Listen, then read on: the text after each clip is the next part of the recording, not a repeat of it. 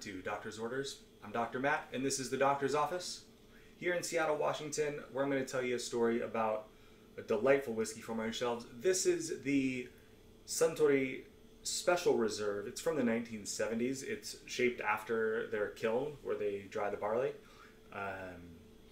And I've got lots of stories about trips to Japan. I've been there a few times now.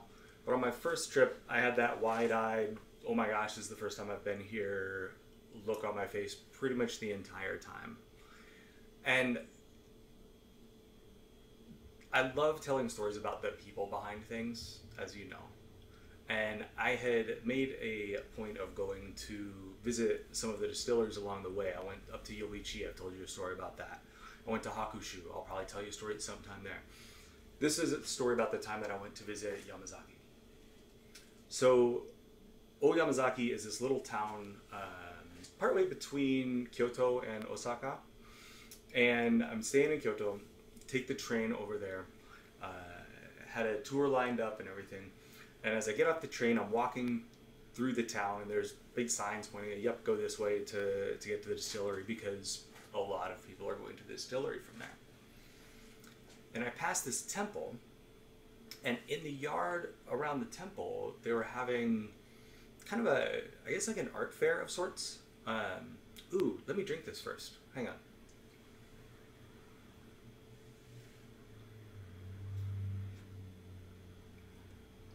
That's really good. You're going to enjoy this one. So, I'm passing by, and I kind of poke my head in a little bit, and realize I'm not going to have time to really explore this much before I have to go on this tour.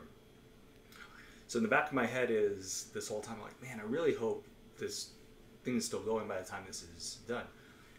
Beautiful facility, amazing tour, great tasting room. It's a fantastic day. And I'm walking back and I'm like, oh yeah, this art fair. And so I stop in, and it was mostly still set up. I'm walking around, and there were these really cool prints by this artist who was doing, it was copper plate work. And I talked to someone, I said, oh, you know, is the artist around? I had a question or two. And he said, oh, she had to leave. I said, oh, well, I was kind of hoping to, you know, maybe pick something up for, you know, a gift or something. And they get someone on the phone, and there's someone there who's helping interpret. And, you know, we're kind of going through that person, and we arranged to say, well, okay, you're going to be around tomorrow. You're still going to be in town. If you come back, it was a short train ride, so just come back over. I'll meet you at this time, and we can go to a gallery. And, you know, can look at all the options. Ah, that's great, because they were kind of packing stuff up. So the next day, take the train back, and I go back to Oyamazaki. And the plan had been, you know, she's going to meet me at this time at this train station. And I get there, and sure enough, she's there in the car that was described. What we had not thought through was the fact that we had arranged this via someone who could interpret. I don't speak Japanese. She didn't speak English. I mean, a couple words here and there for each of us, but that's it. Like, okay. So we're kind of sitting in silence, driving through the town on the way to this gallery. And all of a sudden she turns to me and she says, ¿Habla usted español? I said, do you speak Spanish? Sí, pues, no soy fluidez, pero hago lo que puedo. And I'm not fluent, but, you know, do what I can. And then it hits me, wait, how do you know Spanish?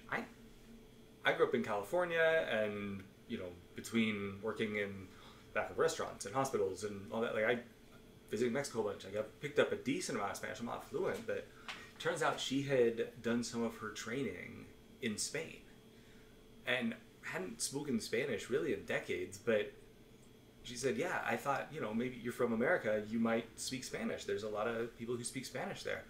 Sure enough. So we're speaking Spanish, you know, both of us kind of fumbling around through what is neither of our first languages. Get to the gallery, show me around. Well, the gallery was also the studio for a silk weaver, and he was, I think, a fourth generation silk weaver. And he's showing me, and again, it's all just hand woven, hand loom, He showed me the natural dyes that they use. You know, he goes out and forges flowers and different things and berries and dyes these silks and weaves these amazing things that and I didn't know this, but silk, when you first get it, when you first weave it, it's really hard. I mean, I knew it was strong, but it's not until years of use it really softens up. So he showed me, you know, a brand new woven thing, and then one that was 10 years old of daily use, and it was silk and soft the way you would think of silk, and just fascinating. I had no idea, right? And so, you know, I don't have any need for any. You know, he makes things for geisha or for samurai, or not samurai, sumo wrestlers, and I don't have need for anything. I thought, what about a pocket square? And so I don't know the word for pocket square, and so I'm describing it, but in a suit, like the thing, and it goes in the, and eventually we figure it out,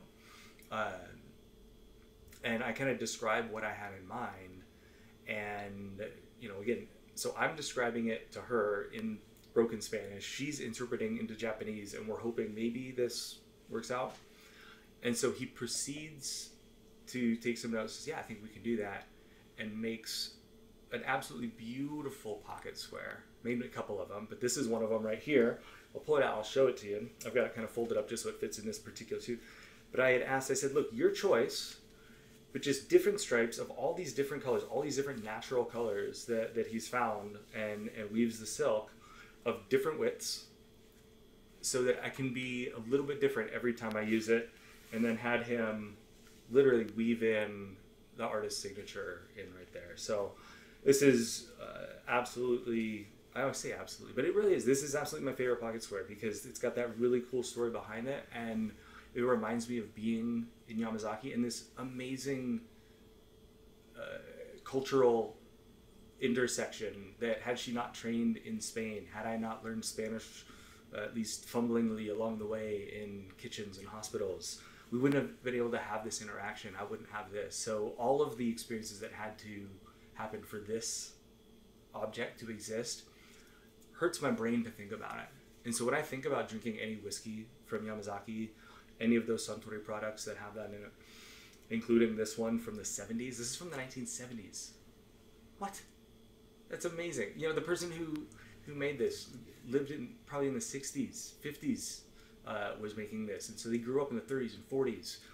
Just to think about the life of the person who made this and all of their experiences and everything that brought them to that moment that resulted in this existing for me to drink. It's kind of like this pocket square. So it's just a really cool bit of history. Stop by, sip this, 15% off this week as we do, and we'll see you in some time. Cheers.